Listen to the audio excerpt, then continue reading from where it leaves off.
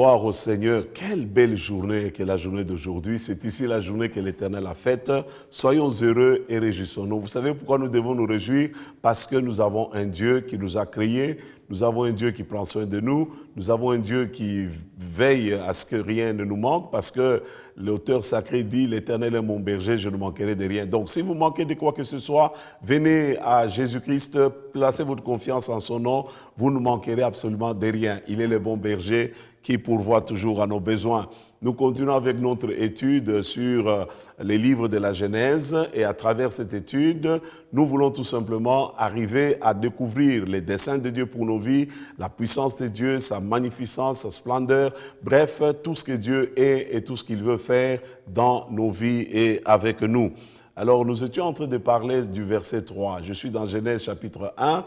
Pour ceux qui ont leur Bible, nous sommes dans Genèse chapitre 1er, le verset 3e. La Bible déclare, Dieu dit que la lumière soit et la lumière fut. C'est très important. Encore une fois de plus, nous voyons dans ce texte la puissance, l'autorité et le pouvoir créateur, émancipateur, libérateur, n'est-ce pas, de Dieu. Lorsque nous écoutons sa parole, elle nous affranchit, elle nous libère, elle nous relaxe et elle apporte la lumière dans nos vies, de sorte que lorsque nous marchons selon à la lumière de la parole de Dieu, jamais nous ne marcherons dans les ténèbres, parce que la parole apporte la lumière. Et Dieu ici, comme dans les livres de la Genèse, nous découvrons ce que le psalmiste a dit, l'Éternel envoya sa parole et il est guéri. Lorsque vous écoutez la parole de Dieu avec foi, vous la recevez avec confiance, vous avez un cœur ouvert, cette parole a un pouvoir extraordinaire. Elle apporte la guérison, elle apporte la délivrance, elle apporte l'équilibre, elle apporte la paix. Vous savez, dans ce monde, il n'y a pas de paix, bien-aimés. Nous écoutons pas mal des radios, nous écoutons pas mal des discours, nous avons pas mal des émissions, etc. Mais la seule parole capable de donner de la paix à notre vie, de donner un sens à notre vie, c'est la parole de Dieu. Ne l'oubliez pas. Parce qu'elle a un pouvoir créateur, elle a un pouvoir libérateur, elle a un pouvoir émancipateur. Si vous voulez être émancipé, vous voulez être équilibré, soyez-le dans la parole ou au moyen de la parole de Dieu. Et Dieu dit, ma parole ne retourne jamais à moi sans avoir accompli mes desseins. Donc, quand il a dit que la lumière soit, nous voyons que la parole de Dieu, porteuse ou exprimant la volonté parfaite de Dieu, s'est accomplie. La lumière fut. Donc, lorsque vous écoutez la parole de Dieu, elle a les mêmes pouvoirs, la même puissance aujourd'hui pour produire, pour amener dans votre vie ce qu'elle porte. C'est très important. Tout ce que notre Dieu déclare s'accomplit toujours, ne l'oubliez jamais. Le Proverbe 30, verset 5 dit ceci, « Toute parole de Dieu est éprouvée », c'est-à-dire la parole de Dieu fait toujours des preuves. Elle peut faire partie de votre expérience. Si vous croyez en Jésus, vous aurez la paix. Effectivement, si vous le faites, vous aurez la paix. Si vous croyez en Jésus, vous serez délivré de toutes les puissances du diable et de la puissance du péché. Effectivement, si vous croyez en Jésus, vous allez vivre cela. Si vous croyez en la parole de Dieu qui dit, par ses maîtrissures, nous avons été guéris, effectivement, vous serez guéris. Je connais, bien-aimé dans les Seigneurs, j'ai déjà expérimenté ces pouvoirs de guérison au travers de la parole du Seigneur. Les problèmes avec l'homme, c'est que nous n'avons pas tellement confiance dans la parole et nous ne la connaissons peut-être pas. C'est la raison pour laquelle nous souffrons, c'est la raison pour laquelle nous tâtonnons comme un marchand et vivant dans les ténèbres. Mais la parole de Dieu est porteuse de lumière. Lorsque vous la recevez, elle dissipe les ténèbres dans votre vie, elle vous apporte de la clarté, elle vous émancipe, elle vous libère. Donc, je ne peux que vous encourager à aimer et à désirer vraiment connaître la parole du Seigneur. Les livres d'Ézéchiel, chapitre 12, le verset 28, Dieu dit ce qui suit. À cause de cela, dis-leur, ainsi parle le Seigneur Dieu, toute parole que je dirai s'accomplira sans délai. La parole de Dieu, quand Dieu parle encore aujourd'hui et que nous croyons, que nous recevons la parole de Dieu avec foi, elle s'accomplit sans délai. C'est très important. Vous devez comprendre, comme disait Josué dans le chapitre 23, le verset 14e, il dit « Je m'en vais par le chemin de tous les hommes, mais vous le savez de tout votre cœur, de toute votre âme, vous le savez très bien, aucune de toutes les bonnes paroles que le Seigneur votre Dieu a prononcées sur vous, aucune n'est restée sans effet. » Il a dit que la lumière soit, la lumière fut.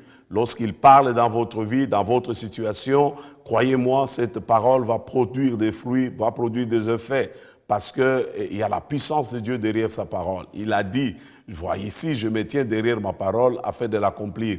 Ça veut dire, bien-aimés dans le Seigneur, prenons conscience et faisons confiance à la parole de Dieu. Soumettons-nous à la parole de Dieu. Il y a beaucoup à gagner, il y a beaucoup de bénéfices, il y a beaucoup d'avantages à connaître la parole de Dieu et à s'y soumettre. Et 1 Roi, chapitre 8, 56, dit ceci, « Béni soit le Seigneur qui a donné le repos à Israël, son peuple, exactement comme il l'avait dit. » Donc Dieu est fidèle à sa parole. Il a dit que la lumière soit, la Bible déclare la lumière fut, parce que la parole de Dieu ne retourne jamais à lui sans avoir produit ou accompli les desseins de Dieu. C'est extrêmement important que nous la connaissions, c'est extrêmement important que nous croyions à la parole, c'est extrêmement important que nous marchions selon la parole.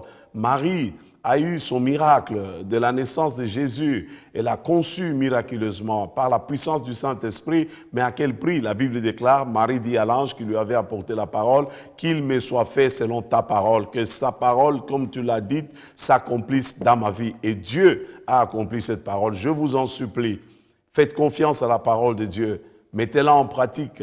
Vivez selon la parole du Seigneur. Elle n'est pas source de confusion, elle n'est pas source d'égarement, elle n'est pas source, n'est-ce pas, de mensonges. La parole de Dieu, c'est la vérité. Si nous la croyons, si nous la recevons avec foi, le Seigneur se manifestera. Eh bien, nous allons aussi dire, comme tous ceux qui nous ont précédés dans la foi, qu'aucune des bonnes paroles dites par le Seigneur, aucune n'est restée sans effet.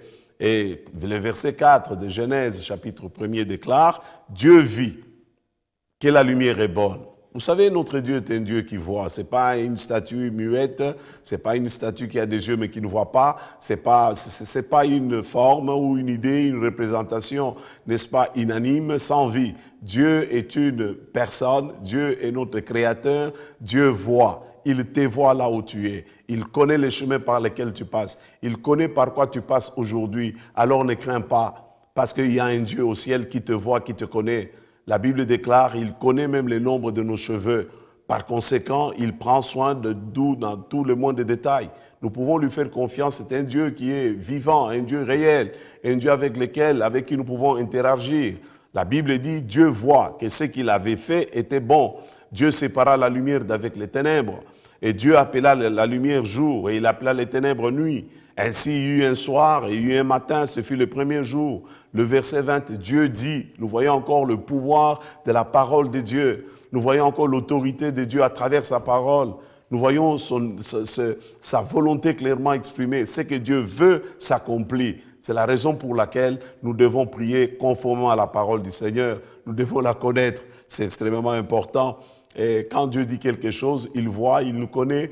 Et il a dit aux enfants d'Israël, vous connaissez bien l'histoire, il a dit à Moïse, j'ai entendu la souffrance de mon peuple, j'ai vu leur peine. Dieu n'est pas indifférent, ce n'est pas un être très distant de nous, très loin de nous, il n'a qu'à faire de nos soucis. Non, Dieu veut, il est près de nous, plus près de nous que nous le pensons. Faisons-lui confiance, c'est l'ami le plus fidèle qui ait jamais existé. Vous savez, il dit que même dans la vallée de l'ombre de la mort, nous n'avons rien à craindre. Pourquoi? Parce que l'Éternel est avec nous. Combien n'avons-nous jamais été déçus par des personnes? Nous croyons qu'ils étaient sincères, c'était des amis, c'était de ceci et de cela. Un jour, ils nous ont abandonnés. Un jour, ils nous ont laissé tomber. Un jour, ils nous ont déçus. Mais Dieu ne déçoit jamais. Et sa parole ne nous décevra jamais.